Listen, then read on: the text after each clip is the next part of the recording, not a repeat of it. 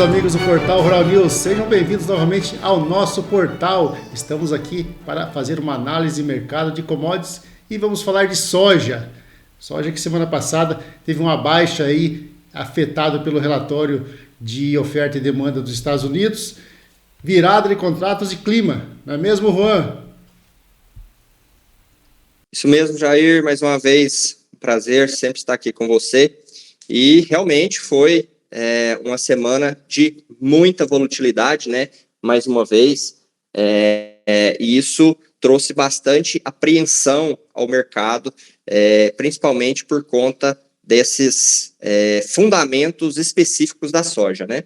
Uhum. E a semana passada as cotações tiveram uma baixa, né, Juan? Como que foi isso daí?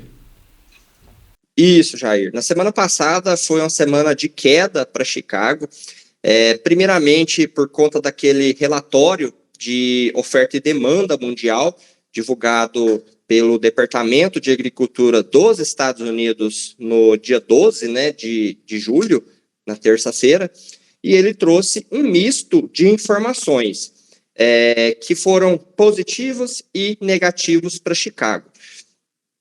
De forma bem resumida, o relatório trouxe uma diminuição de produção e estoque final para a soja, para a safra 2022-23, principalmente refletindo aquela diminuição de área que teve no último relatório, em que pegou o mercado de surpresa, né, quando ele trouxe um aumento de área de milho em relação à soja. Então, agora o relatório trouxe essa correção.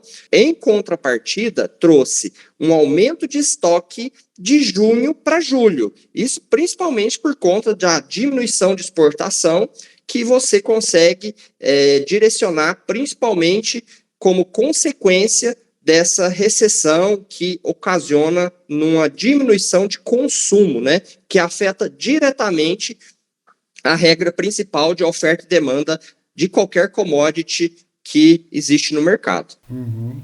E temos também a questão da virada de contrato, né, Juan? Esse mês, semana passada, virou o contrato e os preços aí foram para baixo também, né?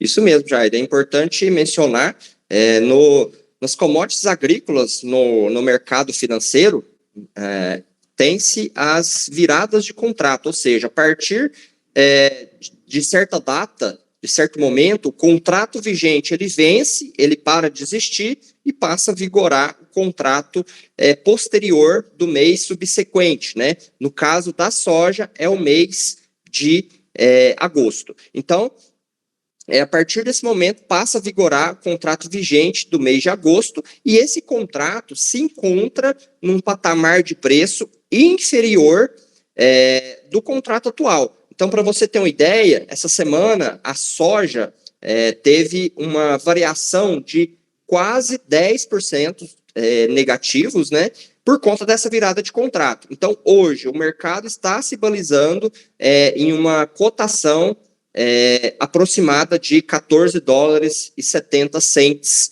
a saca. Isso fechamento de sexta-feira, né? Então, a partir de agora, o contrato vigente é essa faixa de preço, essa cotação que o mercado vai se balizar. Uma bela queda aí de uma semana para outra, né? De um dia para outro praticamente, né? Sim, Jair. Existem dois momentos distintos, né? Em que poderá haver um aumento de preço desse contrato e uma diminuição. Então, nesse momento, houve uma diminuição, diferente do contrato de milho brasileiro, um exemplo, né? Que teve um aumento, ou seja, o contrato posterior que venceu, né, no caso, o contrato que venceu era uma cotação inferior ao contrato subsequente. Então, temos os dois lados aí, mas no caso da soja, ele teve a queda, principalmente motivada ainda por essa questão de sazonalidade, baixo consumo e recessão global. E nós temos o terceiro fator que afeta diretamente a soja, que é o clima lá no meio oeste americano, não é, Juan? Isso, Jair. Na verdade, o clima ele vem como uma espécie de contrapeso, né, nesses fatores baixistas, porque o clima nos Estados Unidos está ainda totalmente indefinido e isso traz uma certa incerteza, né? Um medo no mercado de talvez não se obter a produção esperada, que até o momento não foi prejudicada de forma considerável, mas que se acontecer alguma coisa errada, vai prejudicar mais ainda a questão econômica atual e principalmente de oferta e demanda do cereal. E nessa semana que se inicia agora, Juan, como que vai ficar as cotações? Vai voltar a se realinhar, vai aumentar o preço, um pouco o valor da cotação, ou você acha que vai continuar mantendo esse valor aí? Então, Jair, nesse momento percebe-se que temos fundamentos específicos da soja que arremetem as cotações para alta, né? E temos essa questão de recessão econômica que é um forte contrapeso dessas cotações, desses fundamentos, né? Então, possivelmente, em algum momento, os fundamentos vão prevalecer, sem sombra de dúvida, os fundamentos específicos da soja. Acredito que essa semana, por conta dessa questão climática, ainda gerando bastante incerteza, vai prevalecer no mercado. Somando isso a alta de dólar, que está sendo ocasionada principalmente por essa questão de recessão global e risco Brasil, possivelmente teremos uma semana de altas de preço de soja em relação à semana anterior. Lembrando que a alta dessa semana com a semana anterior, comparando com a semana anterior, tem que ser uma alta bastante expressiva, porque teve a mudança de contrato e teve um impacto muito negativo nas cotações de Chicago. Então, pode ser que não consiga superar as cotações da semana anterior, mas possivelmente teremos Chicago em alta nessa semana. O negócio é esperar essa semana desenrolar, que o mercado vai se realinhar aí, né, Juan? Isso, nesse momento é a indicação mais segura a se tomar, né? Até porque está bastante volátil, incerto todo esse cenário. Uhum. E o produtor vem de alguns anos aí complicados, né, Juan? Você veja as últimas 3 safras, né? Ele foi basicamente traído pelo mercado, né? Ele vendia o soja, na semana seguinte aumentava-se a cotação, né? Então ele, pelo 4º ano seguido, o produtor cada vez mais cabreiro, digamos, com o mercado, né? Ele analisa muito o momento da venda do seu cereal, né?